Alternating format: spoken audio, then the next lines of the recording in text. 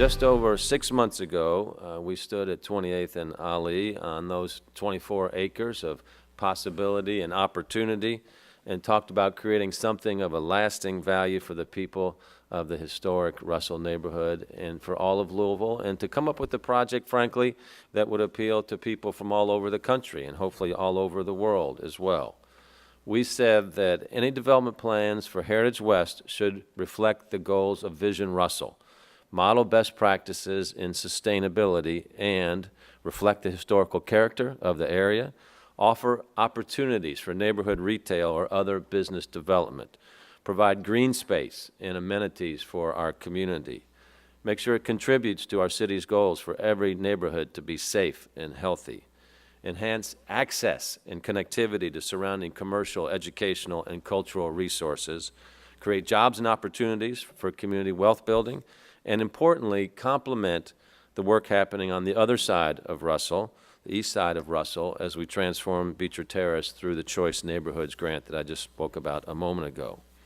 So all of that came together with a lot of work, with a lot of people that we'll talk about here in a moment. So I'm really pleased to announce today that a review committee made up of Metro staff and citizen volunteers has recommended that we move forward with the Louisville Urban League's $30 million plan for a mixed-use development anchored by a state-of-the-art indoor track and field facility.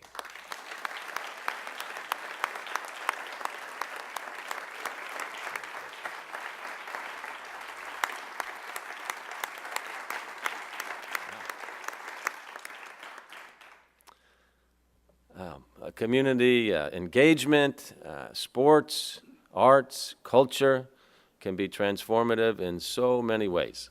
So when you want to dream for a moment and close your eyes and look at that and think about all the lives that will be affected in such a positive way and the transformative effect on our city and West Louisville and Russell, it's going to be a good ride, and we'll all be in it together.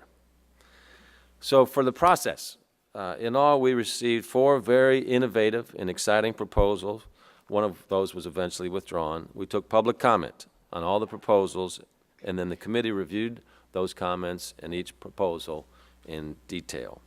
The committee ultimately recommended that Metro government continue working with all 3 of the remaining proposals as conditions allowed, but the Louisville Urban League be given the opportunity to redevelop this property. And I'm pleased to say that we have executed a letter of intent with the Urban League that will serve as the basis for negotiation of a development agreement and the eventual construction of what should be a transformative project. The Urban League's plan reflects the community's desire for a project that will bring immediate life to this key piece of land and provide healthy outlets for youth and adults to engage in a variety of sports and other activities. It will support local businesses and create jobs for area residents, and it has the potential to bring not just thousands, but tens of thousands of visitors from around the region to West Louisville every year. So let me invite the Urban League's Sadiqa Reynolds and then Karl Schmidt of the Louisville Sports Commission to come talk about that winning plan. I think, Karl, you're going to kick us off here. Karl Schmidt.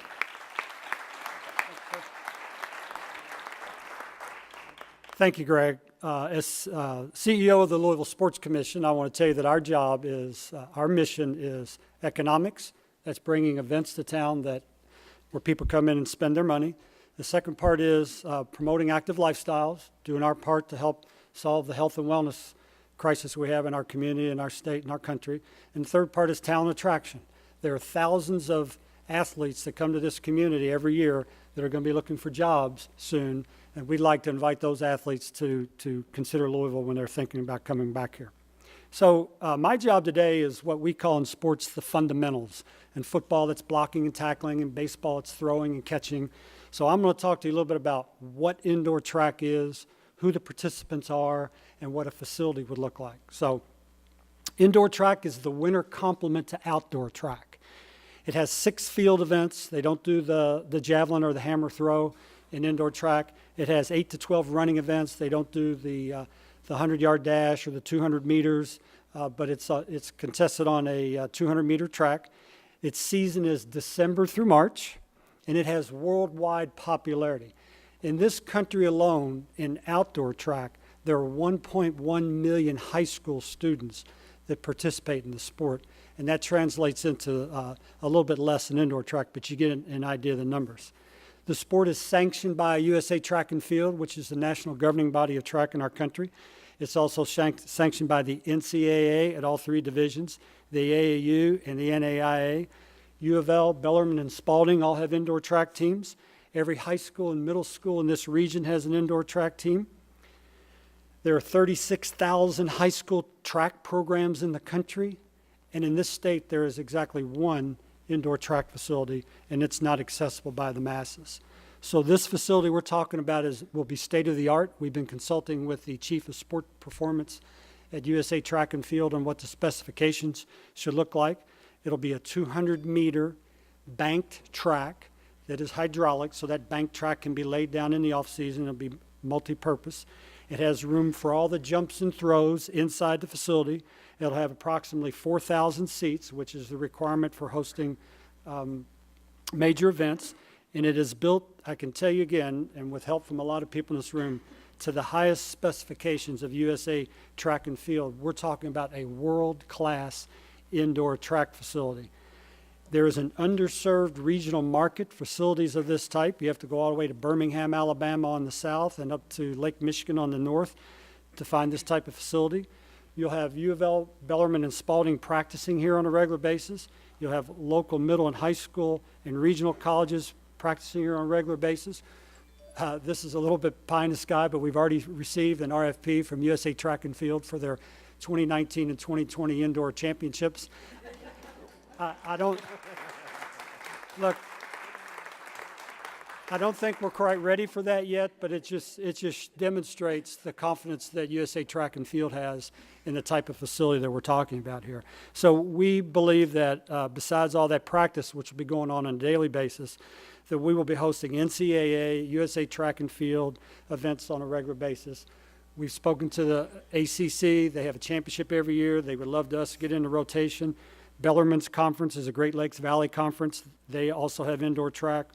The local track teams and clubs, particularly those in the West End, need a place to practice in the wintertime. And I can tell you that there will be something going on in that facility every day and every weekend from December through March. We anticipate that there will be somewhere between 20 and 30,000 people that will come through that facility in the indoor track season. Many of these people will have disposable income. We anticipate that there will be major events over the long haul. And you heard me mention USA Track and Field. So these are people who are going to come in this neighborhood who are elite athletes that go to colleges and universities all over this country, that come from all over the world. And if you believe that's a good thing and have people like that coming into our community and our neighborhood, so do we. So that's the blocking and tackling part of it. I'm going to turn it over to Sadiqa and let her talk to you a little bit about the local flavor.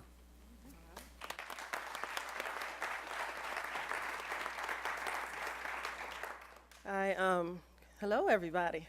I brought a list because I want to make sure that I thank all of the people that I need to thank. First of all, I want to start by thanking my kids, who I'm thankful that they're at least, if you guys would just stand up, please, would you mind? Yay. Because I'm a mother first, and my children sacrifice a lot in order for me to do this work, and they have for a long time, and plus now they're not, she's back on the phone, okay. So I thought it was a big deal, but maybe not so much. The focus of the Louisville Urban League is jobs, justice, education, health, and housing. And we really, every single day, are working on those things in this community, really working to move the needle and do it in a way that is different. Hopefully trying very, very hard to collaborate and to do big, big things. And so while we focus on creating programs, we understand that the programs are the Band-Aid for really what is broken, not just in our community, but across our country. And I'm proud of Louisville. I'm proud to live in this city. It is outstanding that we would be allowed to compete for this 24-acre plot of land. I think this is very innovative for a city to say to a community, tell us what you would like, and then to be responsive to that. And I think that sometimes we minimize the talent and quality of folks that we have in the city really making these kinds of decisions. I've been working with a lot of really, really smart people, and I know that this process was, it was very lengthy, and folks really, really worked hard to make sure they made the best assessment for our community. And so I am really, really thankful to the mayor and the entire team at Louisville Forward and just everybody. I really want to thank you all so much for the work that you put in, and hopefully, yes. Hopefully, because people know who you are and how hard you work and how committed you are to the community, they will respect this decision and work with us on this. I'd also like to thank Stephen Riley and his team, because really they had the foresight to think about how to do this. What could we do with these 24 acres? And out of that came the West Louisville Community Council, first known as, I think, Heritage, I don't remember, the Foodport Council, and then changed into West Louisville Community Council. But the point is, getting community members engaged. And so I had the opportunity to sit in on some of those meetings. But then also, I have to thank the West Louisville Community Council for hosting at the Urban League a community meeting where they asked people, I think there was something like 100, 105 people that showed up, and people broke off into 12 groups or so. And all of those groups were asked, what is it that you would like to see in this 24 acres? And every group, within their one or two, and we were told to pick 3 things that said a sports complex. And so we have been responsive to that. And so I want to be thankful for the community just to also to buy in to the vision. So here's what happened for me. I myself was a person who I was always a very good student, but because of some of the challenges in my own home, sometimes, especially in the 2nd grade, I remember missed a lot of school. And it really was track that was a big changer for me, to be able to win. I remember the first time that I won when I was running. I guess it's what people feel like when they use drugs. You just want that feeling over and over and over again, and what it did for my level of confidence. And so I ran throughout school.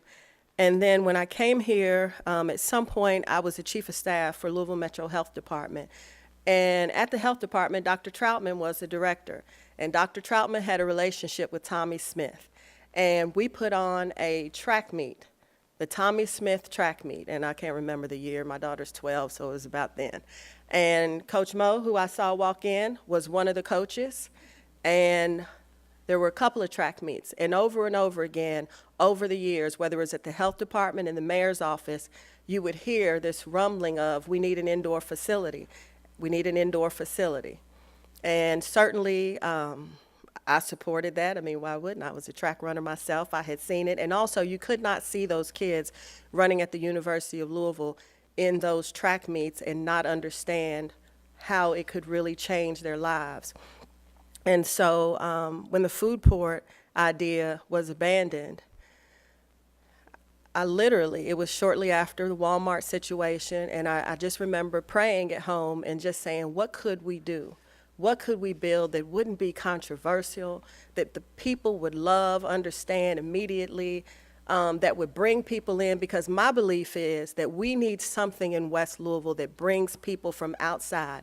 It has to be, we can't just have a Starbucks or a movie theater or yet another business that comes in and closes at 5 p.m. We need something that brings people into the community with disposable income.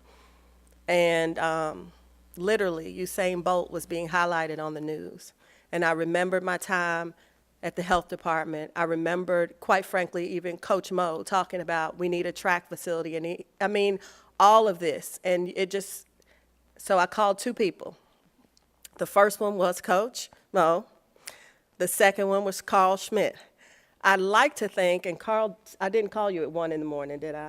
It was in the evening. It was late, okay. It was pretty late. And but the point is just to try to figure out, can we do this here? Because what the pushback had been, there was always, where's the location? Where would we do this? And so to have the opportunity, not just to have this facility in Louisville, but to have it in West Louisville, in a part of the community that for so long, I think, hasn't had the significant amount of investment that we have really needed. And so and then to think about what would happen in that building. So remembering what it feels like to win, and those kids being able to come in and see other children winning, to themselves be in there running, to have a state of the art. And it matters how we build this. It matters what it looks like aesthetically. It matters about the green space and the trees. All of that matters because this community matters. And I cannot say enough about how much this project means to me and the Louisville Urban League. Let's see. Why are you all so quiet? I want to thank Karl Schmidt for taking the call. David Tandy has also helped us out. Listen, Jim Host has been amazing. He is actually on staff at the Louisville Urban League. We pay him $1 a year. I'm $2 behind. But every time I call, he shows up, does what we need, and he is helping so much, driving all the way from Lexington. Anthony Leachman is a CFO at the Louisville Urban League. He has been wonderful, a wonderful partner for us in this. Lisa Thompson, also Louisville Urban League, many, many years of experience in this community with development, all kinds of projects, community outreach, also on our team. Every person at the league has sacrificed something in order for me to take a year to here and there meet with people and do what was necessary to try to make sure that we saw this through. There was a point, though, when I really had a rough day and I thought that we weren't going to be able to move forward. And on that day, I was just so ticked off. Do you know me? Yeah, I get a little tick sometimes. I sent an email to Val Jones, and I just said, "Help me," in the subject line. And Val called while I was at Walmart, and I told her what was going on, and she said, "You need to talk to Tim Malloy. He's a good man. I think he'll talk to you. I think you need to talk to Tim." And within 8 hours, I was sitting in Tim's office. And in fact, he is a good man. And he did talk to me and encourage me and help us push forward and become a member of this team. And so you have the work that has gone into this and the partnerships and the people who have been willing to work for free to help develop this idea, to get it to where we are now so that it would be acceptable to this team is remarkable. This is remarkable, and that's why I took my kids out of school today, because a $30 million investment in West Louisville, investment in the people. We all saw the redlining report. This ties to it. This is what we want. We want investment in our community. We want to be a part of everything that is happening in Louisville. We've already said we will rise or we will sink together. This is all of us coming together from every part of the community, different socioeconomic statuses, coming together to say this is worth it. We believe in this. And so I am excited about what we will do, not just for West Louisville, but for Louisville. And I am thankful for all of you, for everybody, and to everybody who I kind of might have pissed off along the way. It was necessary. I had to do what I had to do. But we are here now. I love you dearly, and I am thankful, and we are going to get this done. Thank you, Councilwoman Cheri Bryant Hamilton. And I want to say Teresa Zawacki, Gina Dunlap, Mary Ellen Wiederwall, thank you all so much. Make sure I did not miss anybody. There is, I'll just tell you all this. Yesterday, my mother passed many, many years ago. Yesterday was so good, I picked up the phone to call her. I just forgot. This is going to be amazing.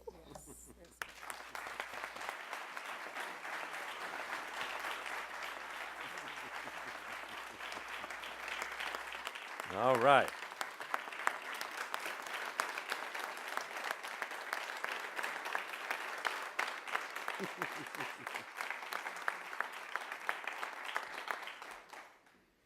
All right.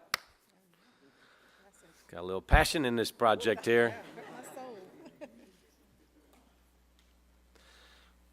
Sadiqa mentioned it too, but it's important to note that the process of selecting a development partner for the Heritage West property represents a new way of how city-sponsored development occurs in Louisville with unprecedented involvement from the people who live nearby. Community engagement has never been more important, and frankly, there's just not a lot of cities and states and governments that do community engagement very well. You know, the way of the past was, you know, a small group of people having a great idea, coming and telling the community what that great idea was, and the community saying, what are you thinking about here? So we wanted to try to set a new level of engagement with this process. So in fact, the project was responsive to not just the needs of the neighborhood, but then the needs of the entire community in our city and Commonwealth as well. So we were really intentional about considering the needs and the wants of the people who are going to be most affected by this large development, and those that have frankly been historically underrepresented in conversations like this. And we really developed a beautiful partnership along the way with what became known as the West Louisville Community Council. And those folks coming together as a grassroots coalition of residents, neighborhood associations, places of worship, educational and cultural institutions, and nonprofits, focused on responsible, citizen-engaged redevelopment of vacant and abandoned properties in West Louisville. So a broad group of our community participating in this. And from the very first moment, we realized that this site would not be developed. Remember, we were on this as a really progressive concept with the West Louisville Food Port, and for a variety of reasons that did not happen. But like in the home of Muhammad Ali, right, it's not what happens when you get knocked down, it's what you do when you get back up. And the West Louisville Community Council was instrumental as a partner in ensuring that this process continued on in a really positive way with massive community participation. I want to thank Ramona Lindsay. Is Ramona here? Right there. Right here, okay. Ramona has an extraordinary gift of involving everyone. If people are not at the table, she brings them to the table with a combination of, you know, like love. It's a pat on the back that feels like love, but it's like you need to be over here doing this. And you really do it in such a great way. So she was the council's first chair. I want to thank you for your tireless work in helping us guide community engagement through the food port process and then up to this next step as well. She no longer chairs because she's on a different board serving the community right now, and now she works with the Community Foundation as well. So you are awesome. You've done a great job for us, and I know you're going to continue doing that in the future. So thank you, Ramona. We couldn't do this without you.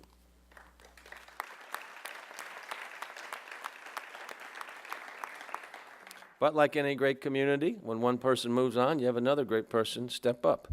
And Natasha Cummins, Natasha and I have known each other for a long time, and I was delighted to see that you were leading the council. So if you'd come up and tell us how we're going to continue our listening and shaping this project. So please welcome Natasha Cummins.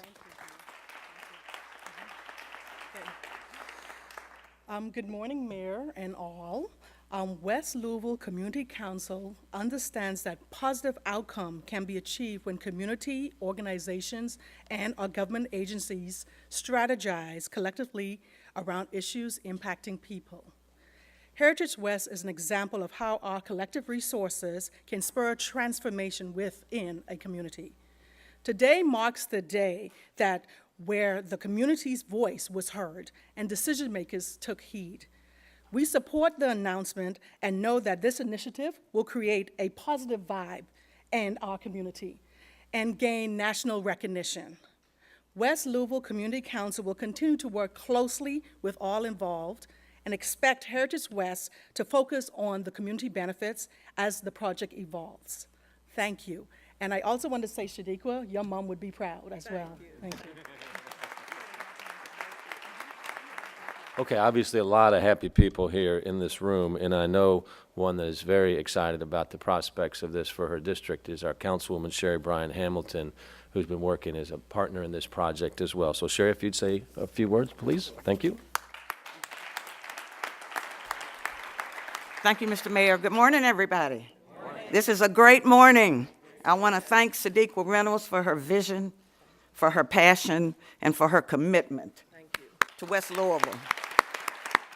I want to thank Ramona Lindsay and Natasha Cummins and all the members of the West Louisville Community Council because, yes, thank you. You know, you talk about how things get done. And when the West Louisville Food Port, we got real excited. We said, ooh, these 24 acres are about to be redeveloped. Didn't happen. But like the mayor said, you get knocked down, you get back up. And the Urban League was very instrumental in hosting that meeting where the community came together. I mean, the room was packed. It was standing room only. People were saying, we're not going to let this project die. We're not going to let West Louisville die. You know, we're going to come together and we're going to figure out something that's going to happen and transform that project and transform that prime real estate in West Louisville. So we really believe this is a concept that will become a reality and that the community will enthusiastically support. This project will build a quality athletic facility, state-of-the-art, that many young people in this community have never seen, never had the opportunity to benefit from. But they're active in track and field, and they have committed and concerned parents who want the best for their children. And now they'll have an opportunity to realize their dreams, to have a place where they can function. And as this conversation was going on, I remember when I had a meeting with Mr. Malloy. Mr. Host came and also talked about the importance of this project. And one of the things, I don't know whether they're going to announce it or not, or they'll talk about it, is how the soccer stadium would have an involvement in West Louisville at this project. And I won't go into any more detail on that, but I was excited that the East was supporting the West. You know what I mean? It's like all for the community. So we all know this facility will be a draw for people throughout the city, the state, the region, nationwide, and provide opportunities for bringing much needed tourist dollars to West Louisville and Louisville Metro. And since Louisville Metro purchased this property, this site for future development a few years ago, the community has been actively engaged. From Shawnee to Chickasaw to Russell to all the other neighborhoods in West Louisville, people have wanted to have a voice. And West Louisville Community Council and Louisville Forward provided the opportunity for the community to weigh in and to empower the community. So we're very excited today. We know that this project will help anchor the West Louisville development that's tied to Choice neighborhood in Beecher Terrace and the revitalization and major investment that's going on in East Russell, west of 9th Street, west of downtown. And this is the west end of the Russell neighborhood. So we're going to be anchoring and making all this development come together. Isn't that right, Gina Dunlap? Where are you? We're going to make it happen and get all these vacant properties cleaned up and back into circulation. So we, as a district, we as a community remain committed to helping Metro to bring this project to fruition. And I thank my colleagues from the Metro Council for being here. I also want to thank the committee that vetted the proposals. Like you said, they started with 4 and 1 dropped out and it's down to the final 3. So I think some of those other proposals have merit, and that I hope that Louisville Metro will work as well with those developers, if possible, to see if they can assist in finding other locations as we further the revitalization efforts so necessary in West Louisville. Thank you. This has been a Metro TV production, a public service of Louisville Metro government.